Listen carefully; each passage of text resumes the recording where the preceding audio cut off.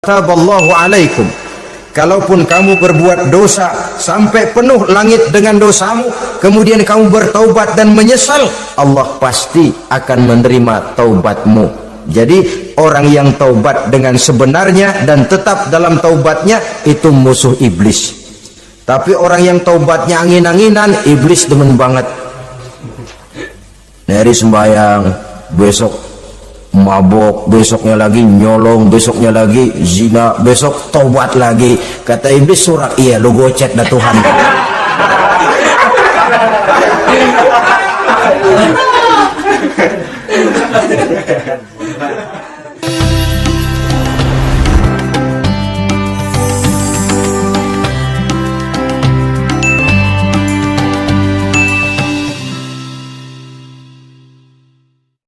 Assalamualaikum warahmatullahi wabarakatuh. Waalaikumsalam warahmatullahi wabarakatuh. Bismillahirrahmanirrahim. Alhamdulillahi rabbil alamin. Wassalatu wassalamu ala ashrafil anbiya'i wal mursalin, sayyidina wa maulana Muhammadin wa ala alihi wa ashabihil mujahidin at-tahirin, amma ba'du. Saudara-saudara kaum muslimin rahimakumullah, pada pertemuan terdahulu kita sudah membicarakan orang-orang yang menjadi teman-teman setan dalam kehidupan di dunia ini.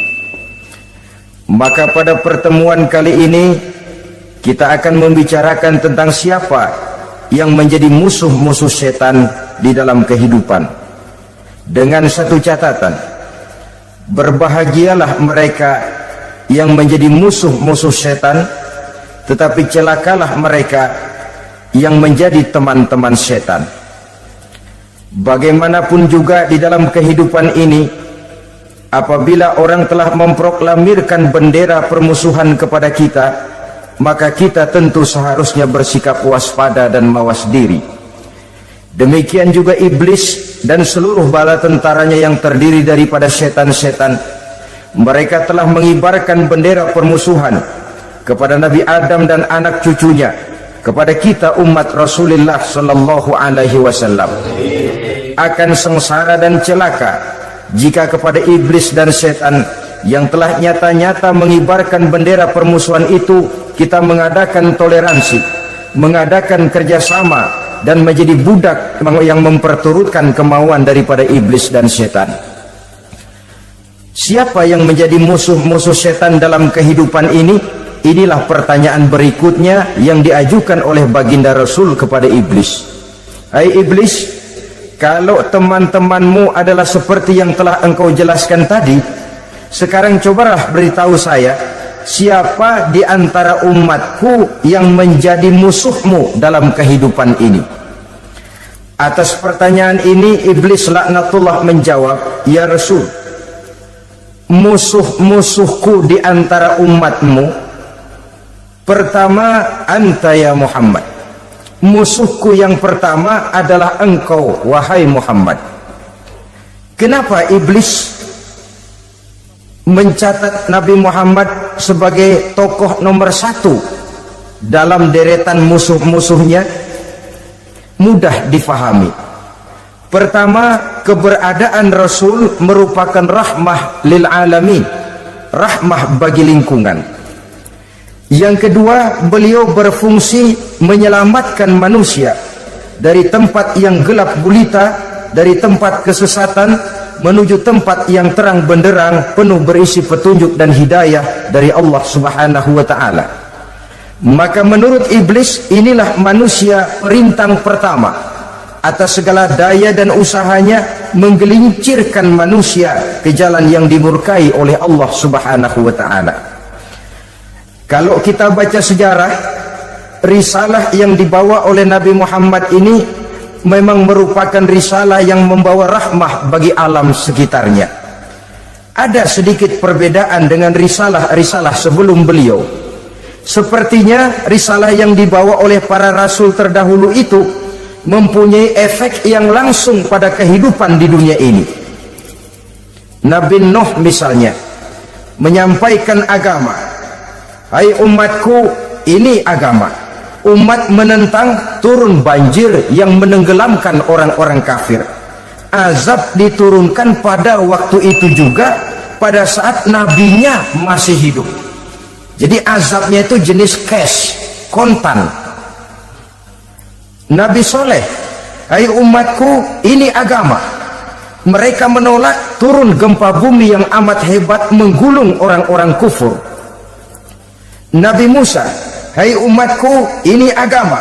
Mereka menolak, sebagian ditenggelamkan di Lautan Merah, sementara sebagian lain dikutuk menjadi monyet-monyet yang hina, seperti diceritakan dalam Al-Quranul Karim. Lain dengan Rasulullah Sallallahu Alaihi Wasallam. Bagaimanapun kurang ajarnya umat yang dihadapi oleh beliau, bagaimanapun menentangnya jamaah yang dihadapi oleh beliau, azab tidak turun sepanjang beliau masih hidup. Ini merupakan jaminan dari Allah, wa ma kana Allahu liyu'azzibahum wa anta fihim. Allah sama sekali tidak akan menurunkan azab selama engkau wahai Muhammad masih hidup di tengah-tengah umatmu. Jadi keberadaan Nabi Muhammad merupakan jaminan keselamatan bagi umatnya. Selama beliau masih hidup, azab tidak turun bagaimanapun kurang ajarnya umat. Di sini sedikit bedanya dengan nabi-nabi terdahulu. Juga perbedaan dalam pola dakwah. Nabi Nuh ketika dakwahnya ditolak oleh umat, keluar doanya meminta umatnya ditenggelamkan. Tetapi Nabi kita ketika dilontari batu oleh umat, malah beliau mendoakan umatnya agar memperoleh hidayah. Oleh sikap yang semacam ini wajar lalu iblis menganggap Nabi Muhammad sebagai musuh ranking pertama. Yang kedua, siapa musuhmu di antara umatku? Yang kedua kata iblis, musuhku Muhammad imamun adil, pemimpin yang adil. Itu yang akan menjadi musuhku di dunia ini. Putus asa iblis menghadapi pemimpin yang adil. Tipu dayanya tidak terkena, segala tingkah polanya tidak diperturutkan. Imam yang adil, pemimpin yang adil merupakan musuh daripada iblis laknatullah alaih. Apa sebabnya? Karena pemimpin yang adil mempunyai dampak dalam kehidupan di dunia ini, melindungi orang banyak, menenteramkan orang banyak.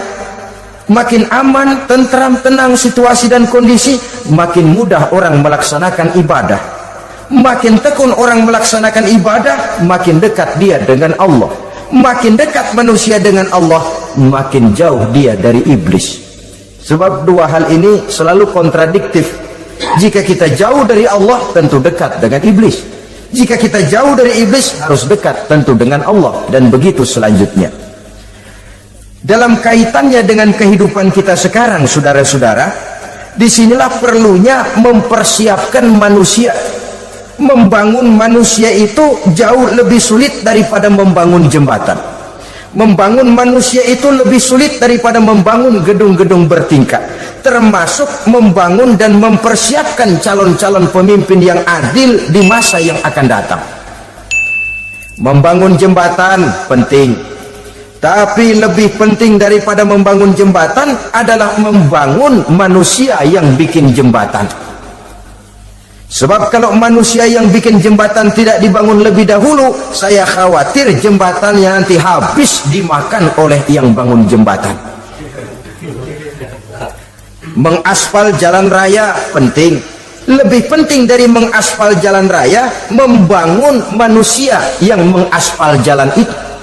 Sebab kalau manusia yang mengaspal jalan bermental rusak dan bejat, saya khawatir jalan belum selesai, aspalnya habis dimakan oleh yang ngaspal. Inilah pentingnya membangun manusia pembangunan. Semua tugas-tugas besar, semua pekerjaan-pekerjaan yang baik harus berangkat dari niat yang baik, berangkat dari hati yang bersih. Siapapun adanya kita, apapun profesi kita. Yang jadi kiai, marilah berangkat dari niat yang bersih. Yang jadi mubalik, marilah berangkat dari niat yang bersih. Niatnya itu mau menghidupkan Islam atau mau cari hidup jual Islam. Kalau mau menghidupkan Islam, mari sama-sama kita berjuang. Tapi kalau mau cari hidup untuk dengan menjual Islam, minggir saja daripada nanti bikin malu. Yang mengurus masjid, mari berangkat dari niat yang bersih. Ngurus masjid itu niatnya mau menghidupkan masjid atau mau cari hidup di dalam masjid. Kalau mau menghidupkan masjid, mari. Tapi kalau mau mencari hidup di dalam masjid, tolong minggir saja daripada nanti bikin aib. Yang jadi orang alim, mari berangkat dari niat yang bersih. Jangan memperjualbelikan fatwa, yang halal dikatakan haram, yang haram jadi samar-samar, nanti membingungkan umat. Berangkat dari niat yang bersih, membangun manusia, pembangunan. Ini barangkali istilah yang lebih kena. Saudara-saudara kaum muslimin rahimakumullah, setiap kita pada hakikatnya punya bakat secara fitrah yang kita bawa. Bakat apapun kita ini punya. Saudara punya bakat jadi pemimpin, saudara pun punya bakat jadi pengkhianat. Saudara punya bakat jadi orang soleh, saudara juga punya bakat jadi orang salah. Saudara punya bakat jadi orang besar, saudara pun punya bakat jadi orang hina. Seluruh bakat ada di dalam diri kita. Tinggal nanti pertumbuhannya mana yang lebih subur. Saudara punya sifat berani, saudara pun punya sifat takut. Seberani-beraninya orang mesti ada sifat takutnya. Nanti mana yang tumbuh lebih subur? Kalau takutnya tumbuh lebih subur, dia akan jadi orang penakut. Kalau beraninya yang tumbuh lebih subur, dipupuk oleh lingkungan, pendidikan dan sebagainya, dia akan tumbuh jadi orang pemberani. Oleh karena itu, agama merupakan lingkungan yang subur untuk menumbuhkan benih-benih yang baik yang kita bawa bersamaan dengan lahirnya kita ke alam dunia ini. Setiap kita, saya, saudara, punya bakat jadi pemimpin, punya bakat jadi pengkhianat, punya bakat jadi pengabdi, punya bakat jadi koruptor, punya bakat jadi pemelihara, punya bakat jadi perusak. Tinggal nanti lingkungan pendidikan yang menumbuhkan mana yang tumbuh lebih subur. Kalau lingkungan saudara lingkungan maling, maka sifat pengkhianat akan tumbuh lebih subur. Kalau nanti saudara jadi pemimpin, insya Allah korupsi. Lingkungan yang menumbuhkan sifat mengabdi, sifat berbuat tanpa pamrih, dikalahkan oleh sifat pengkhianat dan korupsi itu yang dibentuk oleh lingkungan, pendidikan, pengalaman dan sebagainya. Oleh karena itu, secara dini agama menanamkan, menyuburkan fitrah-fitrah yang baik yang kita bawa bersamaan dengan hadirnya kita dalam kehidupan ini. Sebab itu seorang penyair bernama Syauqi mengatakan dalam sebaik syairnya, waladatka ummuka ya ibna adam bakian wan nasu haulaka yadhakuna surura.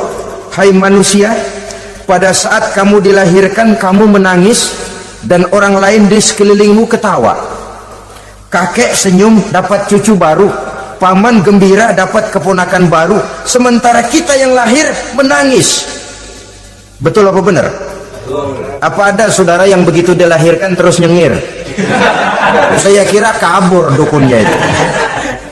Setiap kamu hai manusia lahir dalam keadaan menangis, orang sekelilingmu tertawa. Karena itu katakan kepada mereka yang senyum di sekelilingmu, hai manusia, pada saat saya dilahirkan saya menangis dan kamu semua tertawa. Baik manusia, tapi nanti pada suatu saat harus terjadi kebalikannya. Kalau dikala saya lahir saya menangis dan kau semua senyum, nantilah manusia, kalau satu saat saya meninggalkan alam dunia ini, saya akan berangkat dengan senyum dan kalian semua akan berurai air mata. Kalau perlu dari Sabang sampai Merauke kibar bendera setengah tiang. Kalau perlu, jangan terbalik, kita mati melotot orang malah gembira. Karena hidup selalu membawa sifat-sifat yang merusak. Inilah orang kedua yang menjadi musuhnya iblis dan beruntung menjadi musuh iblis. Siapa? Imamun adil, pemimpin yang adil. Saudara-saudara kaum muslimin rahimakumullah, Yang ketiga, musuh iblis ghaniyun mutawadhi, orang kaya yang rendah hati, orang kaya yang tidak sombong. Kaya apa saja, baik kaya oleh karena ilmu, orang yang kaya karena ilmu disebut orang alim. Baik kaya karena materi, orang kaya karena materi dinamakan hartawan. Baik kaya karena kedudukan, orang yang kaya karena kedudukan dinamakan pejabat. Orang kaya yang rendah hati itu musuh iblis. Beruntung dia menjadi musuh iblis. Iblis tidak senang ada orang kaya tidak sombong, tapi iblis paling senang kalau ada orang kaya sombong. Lebih senang lagi iblis kalau ada orang miskin sombong. Masya Allah, orang kaya sombong, walaupun iblis senang, orang masih bilang pantas saja dia sombong, kaya apaan aja punya. Udah miskin sombong, kira-kira yang disombongin apaan? Dalam segala bentuknya sombong ini Allah tidak senang, tapi iblis senang. Kenapa? Karena sponsor sombong iblis. Kan yang pertama kali sombong iblis toh. Ketika disuruh sujud kepada Nabi Adam, dia nggak mau. Ini kesombongan pertama yang terjadi dalam sejarah. Ketika ditanya kenapa kau tidak mau sujud, iblis, saya kan dibikin dari api, Adam dari tanah, I am the best. Saya lebih hebat daripada iblis, daripada Adam. Adam baru kemarin dibikin, saya sudah lama. Kata Allah, kamu sombong iblis, ini surga bukan tempat orang sombong, keluar. Terusir dia dari surga. Jadi kesombongan pertama adalah kesombongan yang dilakukan oleh iblis, dan dia tanamkan itu kepada kita supaya jadi orang sombong. Karena itu sombong ilmu Allah nggak senang, tapi iblis senang. Mentang-mentang ada ilmunya, nih satu-satunya ustadz di sini ya, semua mesti ngaji sama gue. Kalau nggak ngaji sama gue, Islamnya kurang tapi bener. Sombong karena ilmu, sombong karena pangkat, mentang-mentang pakai bintang di pundak, jalan pundak duluan. Yang wajar saja hidup ini. Sombong harta pun begitu. Kaum muslimin rahimakumullah, orang kaya yang rendah hati dimusuhi oleh iblis, tapi dicintai Allah, dicintai Rasul, dicintai malaikat. Caranya bagaimana? Kembali kepada satu kesadaran bahwa pada saat terlahir ke alam dunia ini tidak ada yang pernah kita bawa. Kalau sekarang kita punya rumah, punya kebun, punya kendaraan, punya pabrik, punya segala macam benda, apa itu? Titipan. Pada suatu saat akan diambil kembali oleh yang menitipnya. Kalau titipan itu pandai kita jaga, pandai kita syukuri, titipan akan makin banyak. Sama juga kita dalam kehidupan. Kalau orang bisa kita percaya, saya mau pergi ke luar negeri, rumah saya titip kepada tetangga, saya pulang dari luar negeri, isi rumah tetap tidak berkurang, malah dibersihi, malah disapu, dihilangkan kotorannya. Tentu bukan main syukur saya, girang saya. Akan bertambah kepercayaan saya untuk menitipkan apa saja. Ini makna la in syakartum la azidannakum wa la in kafartum inna azabi lasyadid. Kalau kamu pandai bersyukur, aku tambah nikmat, tapi kalau kamu ingkar, azabku teramat pedih. Artinya apa? Nikmat bisa berubah menjadi azab kalau kita tidak pandai mensyukurinya. Ma'asyiral muslimin rahimakumullah, orang yang kaya ilmu lalu rendah hati, tidak selalu ingin menonjolkan diri. Ini kadang-kadang yang tanggung ini yang bikin berabe. Alim bener enggak, geblek bener juga enggak. Yang sedikit-sedikit mau nonjolin diri. Kalau enggak jadi imam enggak mau ke masjid, enggak jadi imam enggak mau ke musola. Pokoknya kalau enggak jadi imam marahan sama musola. Macam mana? Saudara-saudara kaum muslimin, rendah hati, tidak selalu ingin menonjolkan. Sebab orang yang selalu ingin menonjolkan dirinya biasanya orang yang kekurangan kepercayaan kepada kemampuan dirinya sendiri. Dia selalu ingin dinomorsatukan, dia selalu ingin ditempatkan pada ranking teratas. Dia tidak percaya diri. Orang yang percaya diri dapat bersikap wajar dalam kehidupan. Begitu juga kaya karena harta, dengan menyadari bahwa harta bagaimanapun banyaknya titipan dari Allah, pada suatu saat akan kembali. Dia harus dimanfaatkan sesuai dengan kehendak yang menitipnya. Begitu juga kaya oleh karena pangkat, kedudukan, dan jabatan. Pada suatu saat jabatan itu akan hilang dari diri kita. Karenanya sering saya jelaskan bahwa pangkat di dunia ini yang paling tinggi pensiun. Titel yang paling akhir almarhum. Saudara setuju atau tidak, titel itu akan saudara dapat. Bagaimanapun kita cinta kepada pangkat, kedudukan, entoh pada akhirnya atau suatu saat akan sampai kepada posisi yang namanya pensiun.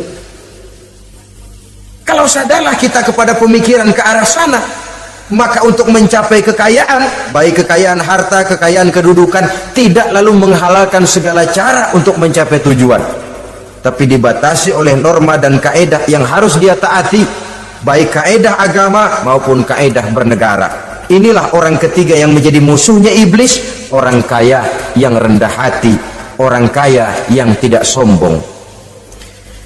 Yang keempat, saudara-saudara, tajirun shadiq, pedagang, pengusaha yang jujur. Iblis gedek betul, benci bukan main sama pengusaha, sama pedagang yang jujur, yang tidak mengurangi timbangan, tidak nipu pembeli, tidak barang yang jelek dibilang bagus, atau yang bagus di atas yang jelek di bawah, atau dicampur yang baik dengan yang jelek supaya kelihatan semuanya jadi baik. Semua orang ingin untung, tidak ada kecuali siapapun orangnya, dan itu wajar. Setiap manusia ingin mendapat keuntungan, kalau perlu dengan modal minimal mencapai keuntungan maksimal, seperti yang diajarkan oleh teori ekonomi. Itu kan yang namanya produktif kan. Satu usaha dinamakan produktif, bagaimana kita mengeluarkan modal minimal bisa mencapai keuntungan maksimal. Silakan. Bahwa manusia ingin untung itu insting, naluri, fitrah, tidak ada orang yang mau rugi. Tapi cara mencapai keuntungan itu yang membedakan antara seorang muslim dengan yang bukan muslim. Sudah pernah saya sampaikan, apabila kaum pengusaha, para pedagang sudah dijangkiti penyakit yang tidak jujur, yang akan timbul adalah kekacauan ekonomi. Kekacauan ekonomi bisa menimbulkan revolusi sosial, dan revolusi sosial merupakan kiamat satu generasi. Semua kericuhan hampir bermuara dari perut, dan itu ekonomi. Orang nodong perut, orang korupsi perut. Ya walaupun korupsi kalau sudah kelas kakap tidak lagi sekedar urusan perut. Ya perut apa yang diurusin kalau korupsinya miliaran itu? Perut jin barangkali. Saudara-saudara kaum muslimin rahimakumullah. Oleh karena itu, pedagang yang jujur, pengusaha yang jujur, ini merupakan musuh iblis. Iblis tidak senang kalau ada pengusaha yang jujur. Iblis tidak senang kalau ada pedagang yang jujur. Tapi iblis akan tepuk tangan kalau pedagang sudah selingkuh, kalau pengusaha sudah nipu. Ada orang bilang, sekarang mah kalau jujur-jujur bener nggak makan apa-apa dong kita. Sebab katanya jangan lagi nyari yang halal, sekarang ini yang haram aja seret. Rupanya sering masang undian nggak pernah kena. Lalu bilang jangan yang halal, yang haram aja nggak kena-kena katanya. Sebenarnya bukan itu masalahnya, saudara-saudara. Bukan itu masalahnya. Masalahnya ialah bahwa kejujuran membawa keberkahan. Ini kalau kita berpikir dengan kacamata agama. Keberkahan merupakan sumber ketenangan. Dan ketenangan ini tidak bisa dibeli dengan materi yang bagaimanapun banyaknya. Walaupun kita punya percetakan duit, ketenangan itu nggak bisa dibeli. Jangankan cuma punya duit banyak, percetakan duit saudara punya, mau membeli ketenangan yang berasal dari keberkahan, sulit. Jadi kejujuran membawa keberkahan, keberkahan membawa ketenangan. Jangan macam dulu tukang sol sepatu, ditanya oleh temannya, bang ngesol satu hari dapat berapa? 200 rupiah. Sembayang enggak? Enggak. Islam kalau Islam no. Kata temannya, sembayang dah, kali aja besok dapat rezeki lebih banyak. Yang benar, iya, kalau orang sholat itu Allah dekat, nanti rezekinya ditambah. Beneran? Bener. Subuh sembayang dia, sembayang sarapan, berangkat ke tempat dia ngesol mangkal. Dari pagi sampai jam 11 belum ada juga yang ngesol. Mulai bimbang hatinya. Katanya kalau sembahyang rezeki tambah, tadi sembahyang subuh kayak gini hari belum ada yang ngesol. Cobaan kali, sabar. Datang sholat zuhur, habis zuhur nunggu lagi, belum juga ada yang datang ngesol. Udah mau pulang hampir maghrib, baru datang satu orang, dan ini sendal jepit putus.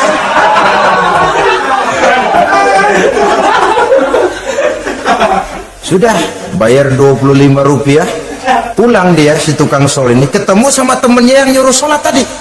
Ditanya, bagaimana penghasilan ini hari? Apa dijawab? Gua kapok deh sembahyang.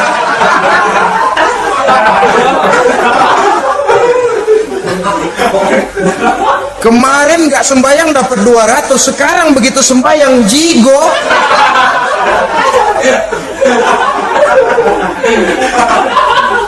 Dia tidak sadar bahwa dengan dari kacamata agama 25 rupiah yang membawa berkah jauh lebih baik ketimbang 200 uang panas.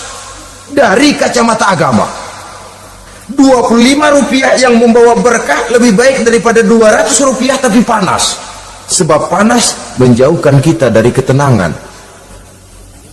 Itulah sebabnya maka pedagang yang jujur, pengusaha yang jujur menjadi musuh setan dan beruntung. Sekarang jadi pengusaha jujur-jujur nggak dapat proyek, Pak, kalau nggak bisa semur. Padahal agama sudah menjelaskan ar-rashi wal murtashi finnar. Orang yang nyogok dan orang yang disogok dua-duanya neraka. Kenapa? Join termasuk ta'awanu 'alal ismi wal 'udwan.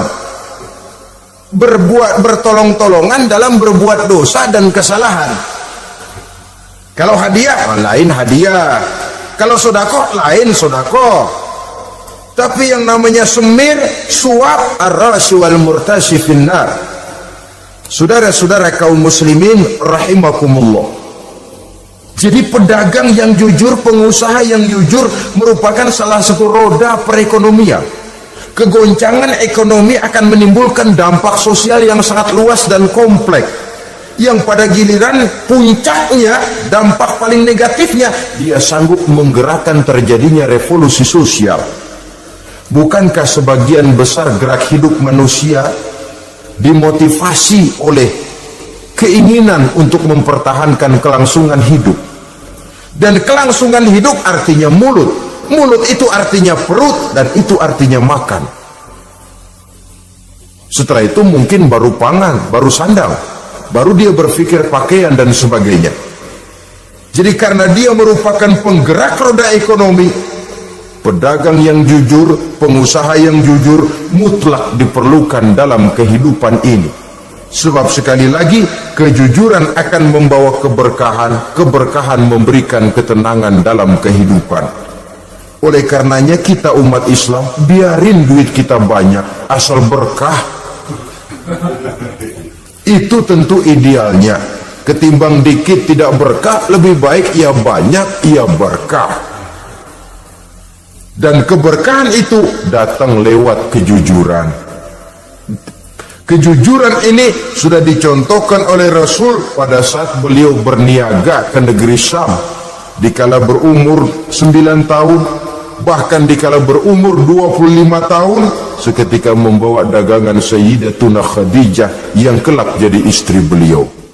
Saudara-saudara, kita maklum bahwa sholat merupakan sarana yang paling efektif untuk mendekatkan manusia kepada Allah. Makin dekat manusia dengan Allah, makin tidak senang iblis dan setan. Karena itu segala macam cara mereka berusaha mengaduk-ngaduk sholat kita. Dan sesungguhnya jikalau kita mengerjakan sholat, itu kan targetnya cuma dua. Pertama, agar sholat kita itu sah. Yang kedua, agar sholat kita itu qabul, yakni diterima oleh Allah. Kalau soal sah dan tidak, ukurannya gampang. Saya kalau ditanya orang, Pak, sholat saya sah atau tidak, saya bisa jawab, saudara, sholatnya syarat rukunnya cukup apa tidak? Cukup, sah.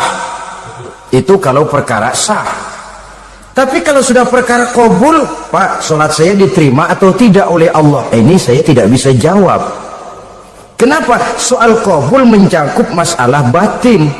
Cuma ukuran logikanya, kalau syarat rukun cukup, insya Allah qabul. Saudara-saudara kaum muslimin rahimakumullah. Oleh karenanya pada saat kita sholat, iblis, setan datang dari segala macam penjuru supaya kita kehilangan rasa khusyuk.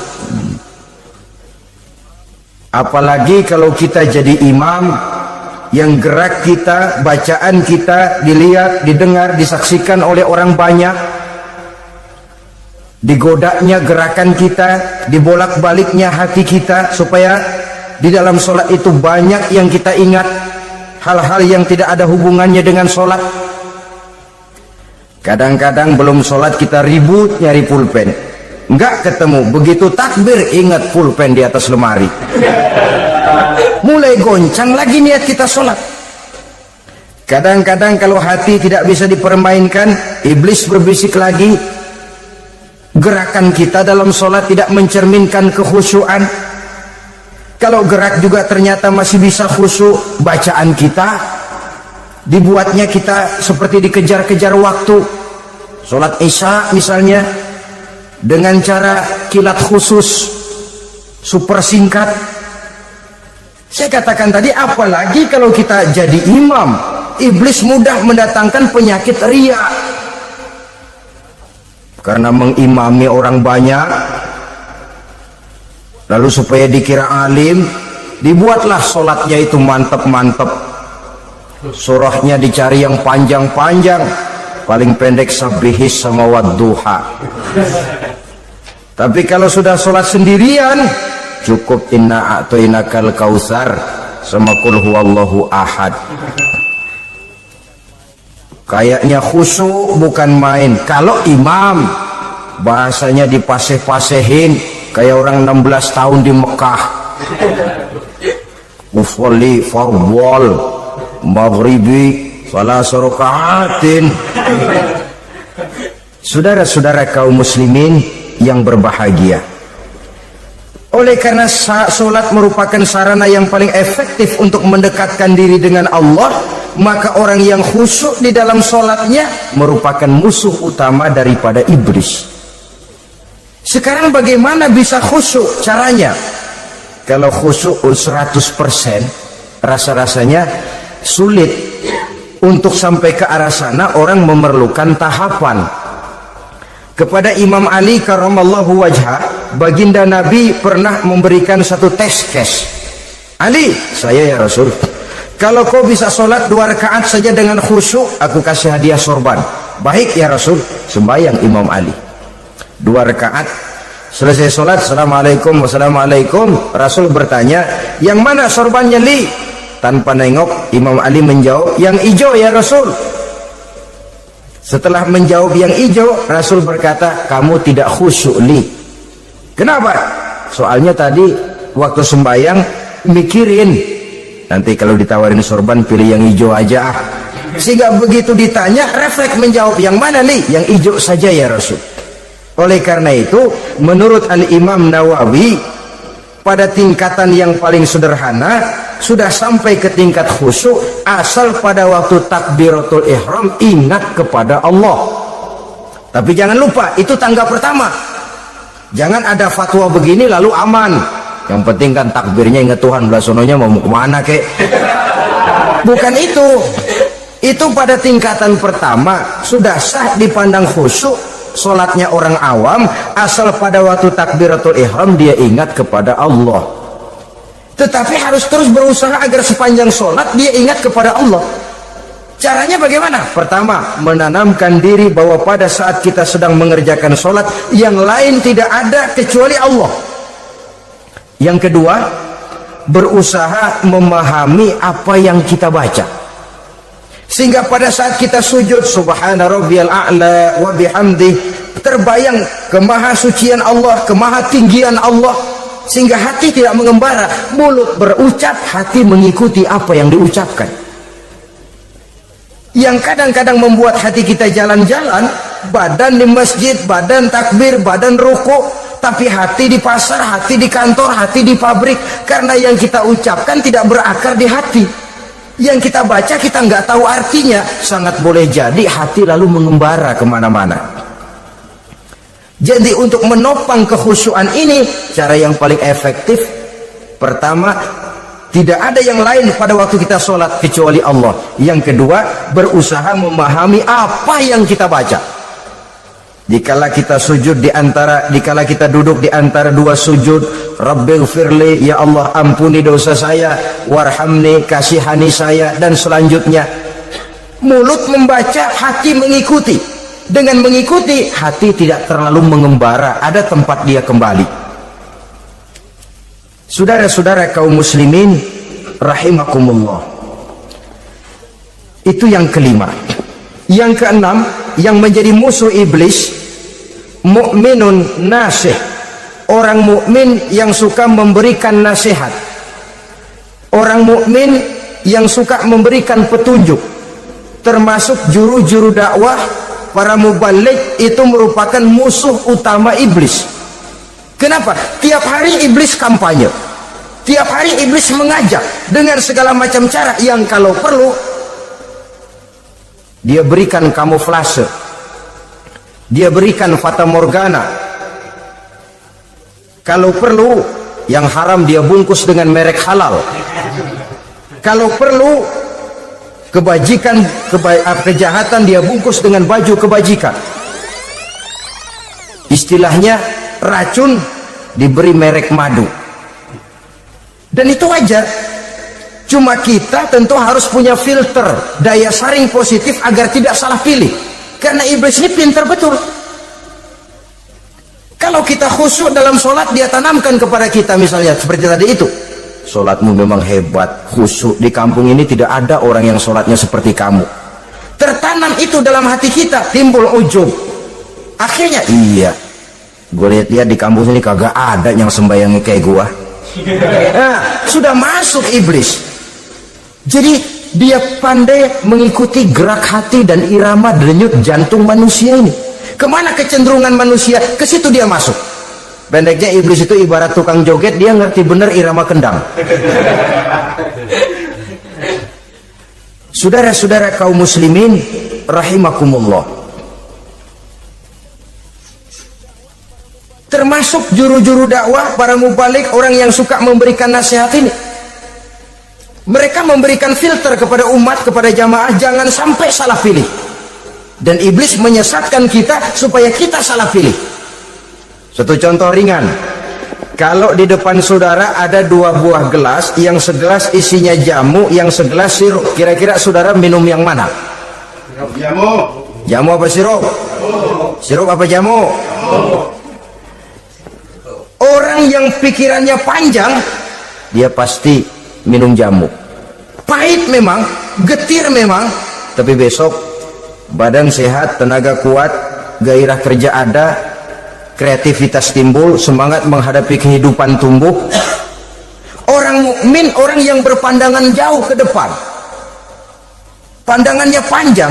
Panjang kemana? Tidak cuma ke dunia, sampai juga dia memandang ke alam barzakh, ke akhirat.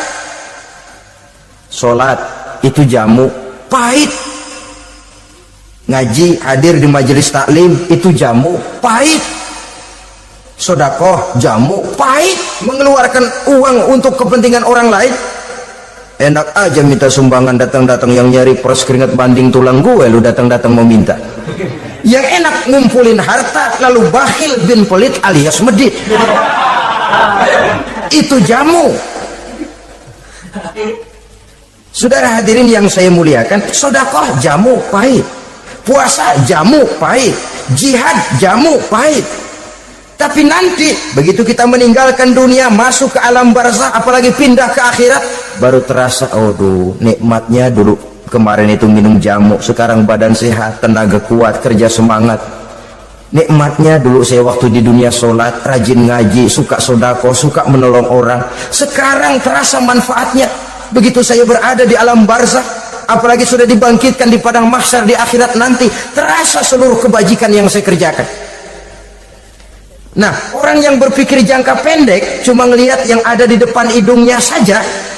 Ngapain minum jamu getir, sirup nih manis, dia minum, dia ambil sirup minum, manis memang pada waktu minum, tapi besok bibir jontor.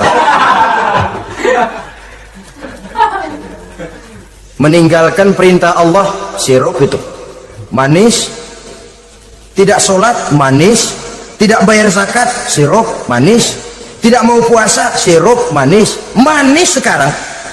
Tapi nanti besok begitu masuk ke alam barzakh, begitu dibangkitkan di padang mahsyar di akhirat nanti, merintih kita menahan penyesalan yang sudah tidak ada artinya lagi. Sampai-sampai penduduk mahsyar itu ada yang berkata, diceritakan dalam Quran, ya laitani kuntu turaba, wahai celaka, kenapa kita nggak jadi tanah saja. Menyesali kejadiannya. Andai kata mereka bisa kembali ke hidup di dunia lagi, mereka akan minta kejadian yang kedua untuk berbuat baik. Tapi tentu sudah penyesalan yang tidak ada gunanya lagi. Maka saudara-saudara, emang cuman jalan duluan kecebur di sumur yang nyesel duluan. Ada orang jalan yang paling depan kecebur di sumur, itu tuh nyesel duluan katanya. Nyesel duluan. Yang lain mesti nyeselnya belakangan. Saudara hadirin yang saya muliakan, nah, orang yang suka memberikan nasihat kepada orang lain dimusuhi iblis. Kenapa? Tentu nasihat yang membawa kebaikan. Iblis nggak senang betul itu. Kita nasihatin teman, udah berhenti dah, jangan pada mabok lagi. Iblis gergetan bener. Ini orang dilarang lagi. Kita nasihati teman, udah jangan masang-masang lagi dah, nggak bakalan kena, dikebohongin. Nggak ada orang jadi kaya masang judi, bangkrut malah loh. Ini kan termasuk tipu daya iblis, judi dinamain sumbangan. Itu sama saja itu madu, racun mereknya madu. Judi dinamain sumbangan. Di belakang baca pada nyumbang. Kayak orang kaya lagunya.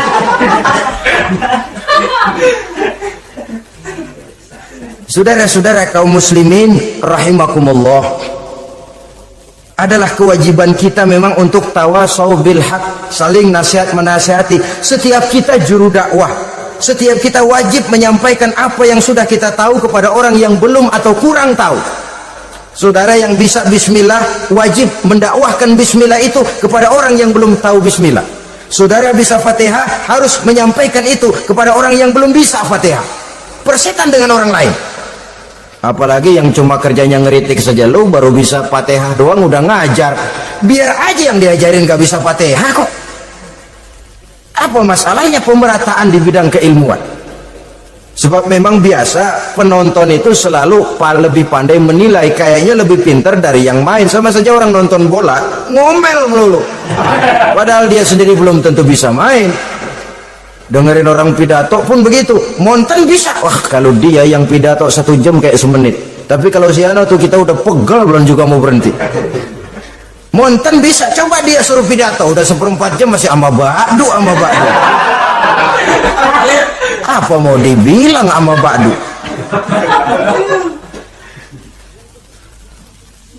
Yang ketujuh, yang menjadi musuhnya iblis, taibun sabitun ala taubatihi, orang yang bertaubat dan tetap di atas taubatnya. Secara jujur, tidak ada manusia yang tidak punya salah. Dan orang yang baik memang bukan orang yang tidak punya salah. Karena tidak ada orang yang tidak punya salah. Orang yang baik adalah orang yang apabila melakukan kesalahan dia segera sadar, dijadikannya itu sebagai pelajaran untuk tidak diulanginya lagi pada masa yang akan datang. Biasanya kita menghakimi orang pintar, kita nggak merasa bahwa kita juga punya kesalahan. Kalau kita ngelihat maling ayam kita teriak, padahal kita nyolong kambing.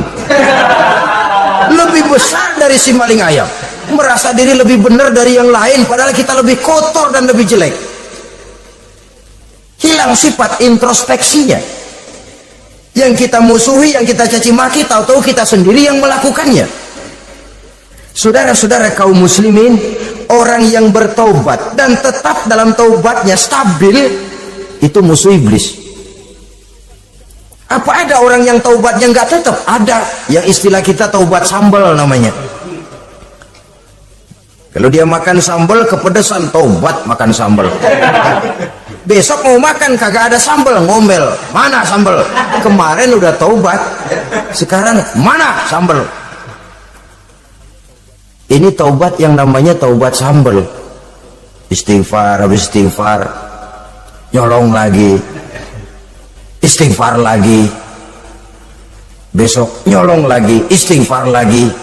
Itu taubat yang tidak tetap namanya. Allah Maha Pengasih dan Penyayang dengan segala kebesarannya. Ia akan memaafkan segala perbuatan yang bersifat salah dari hamba-hambanya. Cuma manusia kadang-kadang yang tidak mau memaafkan dirinya sendiri. Amat dungu manusia macam ini, membiarkan dirinya hanyut berlarut dalam lembah dosa, sementara dia diberikan umur tidak digunakannya untuk bertobat. Innallaha yaqbalu taubatal abdi ma lam yugharghir. Allah senantiasa akan menerima taubat seorang hamba sepanjang nafasnya belum sampai di tenggorokan. Kalau nafas sudah sampai di tenggorokan baru berniat taubat, kasih terlambat. Kayak Fir'aun. Fir'aun itu begitu ditenggelamkan di lautan merah, udah cengap-cengap mau mampus, baru ngomong dalam sekaratnya, amantu bi Rabbi Musa wa Harun. Kalau begini mah saya juga percaya sama Tuhannya Musa. Udah sekarat baru mau taubat, malaikat maut gemes banget dilelepin, mati.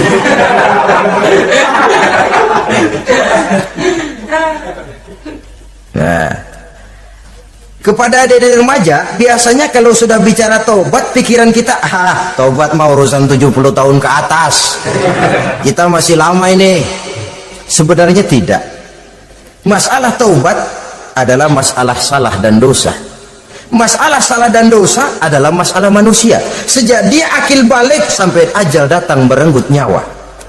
Hidup ini tidak selalu berjalan mulus. Hidup ini tidak selalu berjalan di atas kertas putih. Kadang kita tersilap, kadang kita tersalah, kadang situasi dan kondisi menyebabkan kita berbuat lain dari yang seharusnya. Itu kehidupan, silih berganti.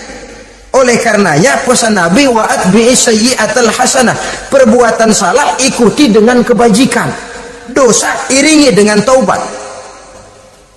Jangan nunggu, saya untuk taubat takut nanti bikin lagi. Nah, ini namanya punya harapan mau bikin lagi. Nanti aja dah kalau tua-tuaan. Saudara, kalau dosa itu ditumpuk, itu sama saja kotoran yang menodai hati. Kalau kotoran nggak rajin kita bersihin, dia akan berkarat. Dan kalau sudah berkarat, sudah sulit untuk dibersihkan. Itu makna ungkapan Imamul Ghazali, hati manusia sebening kaca. Lapisan dosa yang dia kerjakan adalah debu yang menutupi jernihnya kaca. Orang yang bersih dari dosa dekat dengan Allah, hatinya jernih seperti kaca. Dari hati yang jernih, radarnya kontak kepada Allah, sinyalnya nyambung, channelnya itu, getarannya hebat. Wajar kalau lalu dia bisa tahu apa yang besok akan terjadi, diberitahu oleh Allah. Yang namanya ilmu laduni itu, ilmu yang ditransfer langsung oleh Allah karena kebersihan hatinya. Mana ada orang nggak belajar bisa pinter? Iya, kalau hatinya butek emang nggak ada. Tapi kalau Allah mau berberangkat dari hati yang bersih, yang kontaknya nyambung kepada Allah, Hati itu seperti kaca, kata Imam Ghazali. Dosa yang kita lakukan adalah debu. Kalau debu sedikit datang kita lap, datang lagi kita bersihin, datang lagi kita bersihin, insya Allah nggak sampai jadi noda di atas kaca itu. Tapi kalau nunggu debu itu sampai bertumpuk, besok aja ngelapnya dah, besok aja ngebersihinnya, bertumpuk dia, sulit membersihkannya. Walaupun kena, nodanya tentu tertinggal di atas kaca itu. Karena itu dalam kehidupan remaja misalnya, pemuda misalnya, kita tidak bisa menolak mode, tidak bisa menolak musim. Modenya disco, modenya breakdance, modenya joget, modenya jaipongan, mode pada waktunya habis, ya habis. Tapi bagaimanapun dia akan punya dampak, memberikan bekas dalam membentuk kepribadian. Dan ini efek yang tidak kita inginkan. Efeknya, bukan modenya itu. Jadi oleh karenanya saudara-saudara, masalah taubat bukan masalah 70 tahun ke atas, tapi masalah manusia sejak dia akil balik sampai ajal datang merenggut nyawa. Sepanjang nafas belum sampai di kerongkongan, Allah akan menerima taubat seorang hamba. Bahkan dalam hadis qudsi Allah menyatakan, lau amiltumul khotoya hatta mala'atis sama thumma nadimtum fataballahu alaikum. Kalaupun kamu berbuat dosa sampai penuh langit dengan dosamu, kemudian kamu bertaubat dan menyesal, Allah pasti akan menerima taubatmu. Jadi orang yang taubat dengan sebenarnya dan tetap dalam taubatnya, itu musuh iblis. Tapi orang yang taubatnya angin-anginan, iblis demen banget. Dari sembahyang, besok mabok, besoknya lagi nyolong, besoknya lagi zina, besok taubat lagi. Kata iblis, surat iya lo gocet dah Tuhan.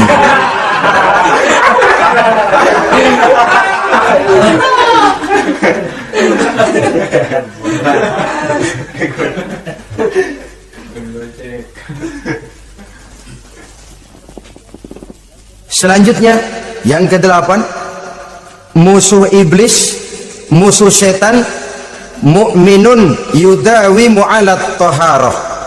Orang mukmin yang membiasakan diri selalu dalam keadaan bersuci, baik dari hadas kecil, lebih-lebih dari hadas besar. Wudu utamanya memang untuk sholat, tapi membiasakan wudu dalam kehidupan sangat baik sekali. Mau ke kantor wudu dulu, mau ke pasar wudu dulu, mau ngajar wudu dulu. Apa sebabnya? Karena dalam keadaan suci, orang ada sikap memelihara kesuciannya. Kalau kita naik PPD pagi-pagi gelantungan, kalau punya wudu, hati-hati, kesenggol perempuan juga sayang sama wudu. Tapi kalau nggak punya wudu, jangan kesenggol, kita nyeruduk. Ada semacam sikap apik di dalam kehidupan ini. Karena itu biasakan wudu untuk menjaga kebersihan diri, kebersihan zahir, kebersihan batin, belum lagi kemanfaatan di akhirat. Sebab kata Nabi, inna ummati ya'tuna yaumal qiyamah ghurran muhajjalin min asaril wudu. Umatku di akhirat nanti akan datang menghadap Allah dengan muka berseri-seri, bersinar-sinar dari sebab sering wudu. Sehingga tidak usah mengaku pun Rasul akan memanggil karena muka yang sering tersentuh air wudu ini. Mukminun yudawimu ala taharah. Orang mukmin yang selalu membiasakan diri berada dalam keadaan suci, berwudu. Kita lihat ajaran wudu ya, dari sejak bacaan-bacaannya saja itu sudah membawa manfaat. Lalu dari segi bahwa kita manusia sering tersilap melakukan dosa-dosa kecil. Dosa-dosa kecil itu oleh air wudhu dia rontok.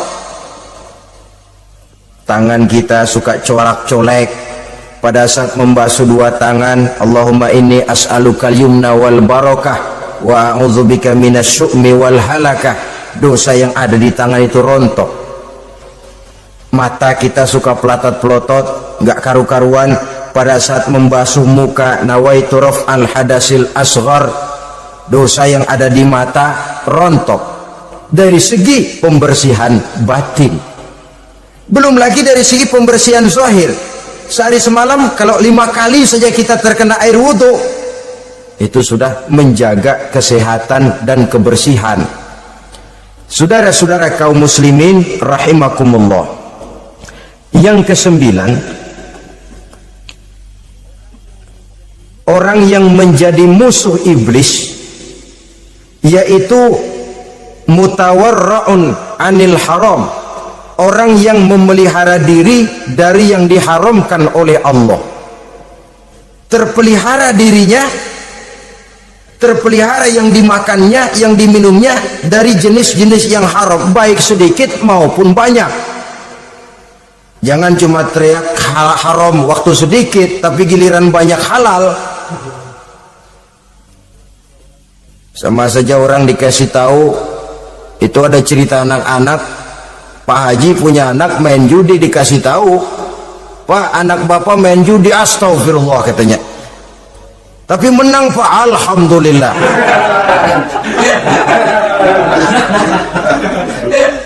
Ini kan sama saja, giliran sedikit dibilang haram karena dia nggak dapat jatah, begitu dapat banyak dan dia kecipratan jadi halal.